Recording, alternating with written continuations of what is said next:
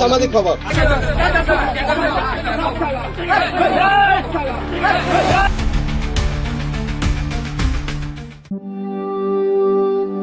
যেই সমাজে অন্তর্ভুক্ত হতে লাগে 50,000 টাকা, নইলে মেলে না সামাজিক স্বীকৃতি, এমনকি মৃত্যুর পরও কবরস্থানে মেলে না জায়গা। চট্টগ্রামের আনোয়ারা উপজেলার বৈরাগ ইউনিয়নে এক নারীর মরদেহ দাফন ঘিরে সামনে এসেছে সমাজ ব্যবস্থার এবং নির্মম বাস্তবতা।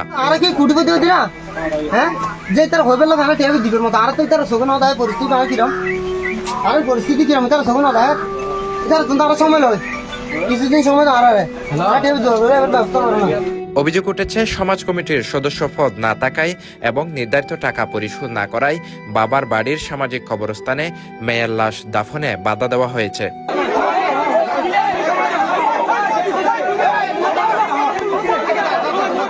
বীর মুক্তিযোদ্ধা সৈয়দ ফজলুল হকের কন্যা হিজবুল্লাহ বাহার হাসপাতালের বেডে শেষ নিঃশ্বাস ত্যাগের পর পরিবারের ইচ্ছে ছিল বাবার ভিটার পুরনো কবরস্থানে চিরনিদ্রায় শায়িত হবেন তিনি, কিন্তু সেখানে বাধা হয়ে দাঁড়ায় তথাকথিত সমাজ কমিটি। তাদের সাবকথা, সমাজে নাম লেখাতে হলে দিতে হবে 50,000 টাকা, আর সেই টাকা না দিলে মৃত নারীর লাশেরও স্থান হবে না সামাজিক কবরস্থানে। যারা সমাজত আসছিলাম সমাজ তারা খবরস্থান বরাবিলে যেতে টিয়া চাই আর তারা দিন কিন্তু আর আত্মীয় অবস্থা যেতে খারাপ আর কিছুদিন সময় চাই তাহলে আমি তো টিয়া জোগাড় করিবার ক্যাপাসিটি আরো অন্য হয় টিয়া জোগাড় করি বেলে চেষ্টা করতে হয়। তখন আমার মাঝে তো হঠাৎ করে মারা গিয়ে তাহলে আর হচ্ছে আর খবরস্থান দিই এটারা ফোন করে গিয়ে এটারা কে নয়ের যাতে আর মতো আর উদ্যোগ লই আর মিলিয়ে খবরস্থান যেতে করতাম গে এটারা এসছি এটারা এরা গরমে গিয়ে সমাজ নড় আছে এখন সমাজ তো ফোন দিই এটারা নয় এখন বাধা সৃষ্টি হওয়ার দাঁড় হাতে দিই খবর বেগুন তো জান লাগবে আজ ইয়া যাইলে হালি তো জান লাগবে আজ যে ইউথ খবর ইয়ান কোনো গ্যারান্টি আল্লাহ দিন না হারব।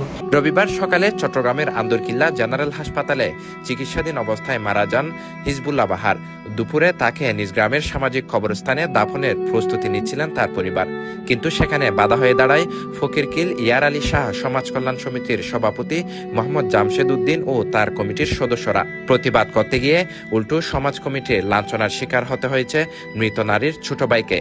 নিরুপায় হয়ে শেষমেশ এক আত্মীয়ের ব্যক্তিগত জমিতে দাফন সম্পন্ন করতে হয়েছে শোকাহত পরিবারকে। তাকে তার স্বামীর স্থায়ী কোনো সম্পত্তি না থাকার কারণে আমার বাবা এখানে স্থায়ী সম্পত্তি দিয়ে বসত করে দেয়। সে 1996 সাল থেকে এই পর্যন্ত সে এখানে বসবাস করতেছে স্থায়ীভাবে। তার প্রথমে যখন তার বিয়ে হয়েছে তখন থেকে তারা সামাজিক যত আচার অনুষ্ঠান, এই যত টাকা পয়সা বা সামাজিক চাঁদা সব কিছু সে দিয়ে আসতেছে। তো দিয়ে আসার পর থেকে হঠাৎ করে তারা যখন শহরে যায়, কিছুদিন পরে স্বামীর ইয়ার জন্য শহরে যায় ভাড়া করে, তখন হয়তো বা কিছুদিন দেয়া হয় না, গ্যাপ পড়ছে।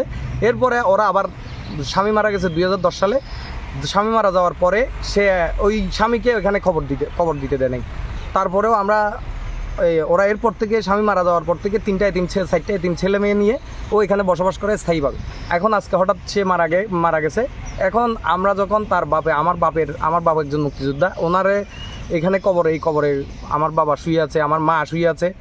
তাহলে ওখানে আমি আমার বোনকে কবর দেওয়ার জন্য কবর করতে গেছি। সেই কবর করতে যাইতে ওরা আমাকে বাধা দিয়ে আমাকে উল্টা আমার উপর আক্রমণ করছে।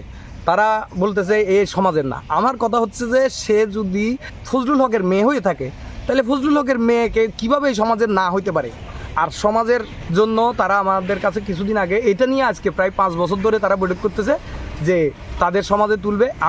আমার বোন এবং আরেকটা পরিবার তাদেরকে সমাজে তুলবে। সমাজে তোলার জন্য তারা বিভিন্ন সময় বিভিন্ন রকম বলতেছে। একবার বলতেছে 50,000 টাকা দেন তাহলে আমরা সমাজে অন্তর্ভুক্ত করব, আবার বলতেছে আমি সেটাতেও রাজি হয়েছিলাম যে ঠিক আছে, সমাজ বসবাস করতে হলে সমাজের প্রয়োজন। তো সমাজে তাদের টাকা দিতে গেলে তারা টাকা নিতে আবার অস্বীকার করে, বলে ফরে আমরা যখন বলবো তখন দিয়ে। এভাবে তারা লেঙ্গার করতে থাকে। আজকে হঠাৎ মারা যাওয়ার পরে তারা এখন আমি কবর দিতে আসছি, আমার কবর দিতে দিচ্ছে না। তাহলে তার মা বাবার পাশে তারে কবর দিব সেটা তাকে দিচ্ছে না। এরপরে আমরা আসরের পরে জানাজা হওয়ার কথা, সবাইকে বলছি আসরের পরে জানাজা হবে, কিন্তু তারা আমাদের বাধার কারণে আমরা কবর করতে পারি নাই। আমার পরবর্তীতে আমার জ্যাঠতো ভাইয়ের একটা জায়গা কিনে রাখছে, সে তাদের জায়গা, সেই জায়গাতে তারা বলছে ঠিক আছে এখানে যদি এরকম ওরা দিতেই না দেয় তাহলে তোমরা এখানে কবর করো। অভিযোগ রয়েছে শুধু এক পরিবারই নয়, গত কয়েক বছরে এমন আরো অনেককেই সমাজ বহির্ভূত হওয়ার অজুহাতে কবরস্থানের দাফন থেকে বঞ্চিত করা হয়েছে। 10 সালও তার বোন জামাই মারা যাওয়ার পরে এডে ইতারা খবর দিত না দে গেল যে ইতারা বাড়ির লো যে এরা খবরস্থান খবর দিই শহর তাহলে এখন আজ 2026 সাল আর বোন এডে বসবাস করে এবং স্থায়ীভাবে বসবাস করে। এখন ইতারা হদ্দা এখন আর বোন আজিয়ে মারা যাওয়ার পরে এখন ইতারা হদ্দা এডে সমাজের সমাজের খবরস্থান আছে পুরো বাড়ি ইতারা হচ্ছে তাদের এডে তারা খবর দিত নদী খবর এটা দিন না পারিব তারা ইবে এডিয়ান ন মানে সমাজে তুলিলে 50,000 টাকা দাম পড়বে বেশি ঠিক আছে আর 50,000 টাকা দিলে আর 2 মাস টাইম লও করব ঠিক আছে 2 মাস টাইম লগে 2 মাস উত্তর মারা গেছে না বাদ দিছ না গোড়া গর ব্যাগ ন দেখো না বাকি নাই আর গোড়া গর ব্যাগ ন আছে দিদি আজরা বারটিয়া তোর মধ্যে সব লাগে দিদি না নি তোর আরে কেয়ার না দাইজু। এদিকে সমাজ কমিটির সভাপতির দাবি এই 50,000 টাকা নাকি কবরস্থান উন্নয়ন সহ নানা কাজে ব্যবহৃত হয়। তিনি সাফ জানিয়ে দিয়েছেন সদস্য বহির্ভূত কাউকে কবরস্থানে দাফনের সুযোগ নেই।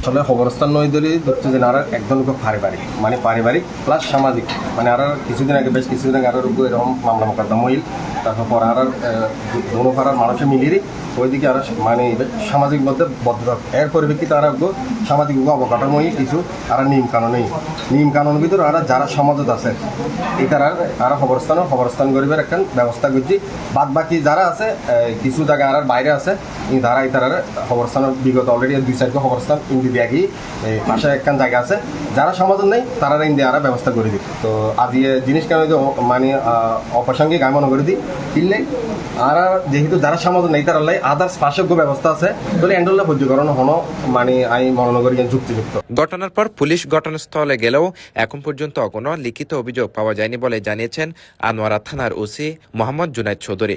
তবে তিনি জানিয়েছেন অভিযোগ পাওয়া মাত্রই আইনগত ব্যবস্থা নেওয়া হবে। ফোন আসছিল একটা লাশ দাফন নিয়ে মহিলার বাড়ির দখল করে দিচ্ছে না পরে আমি পুলিশ পাঠাইছি পরে এই গুরুস্থান মনে দেয় পাশের একটা গুরুস্থানে দাফন করার ব্যবস্থা করা হয়েছে। এই একটা ফোন আসছিল বলে পাঠাইছি পুলিশ অনুযায়ী আর কোনো খবর আমার কাছে আসে নাই। আর দুঃখজনক ঘটনা এটা এরকম ঘটনা হওয়াটা আমার জন্য দুঃখজনক। একটা মানুষকে দাফন করা নিয়ে কথা হবে কার মৃত্যু কোথায় হবে এটা কেউ নিজেও জানে না। তারপরে দাফন করা হয়েছে তারপরে আমার কাছে বেশি কেউ কোনো কিছু বলে নাই এই বিষয়ে এখনো কেউ অভিযোগ করেনি। CTG post, Chittagong.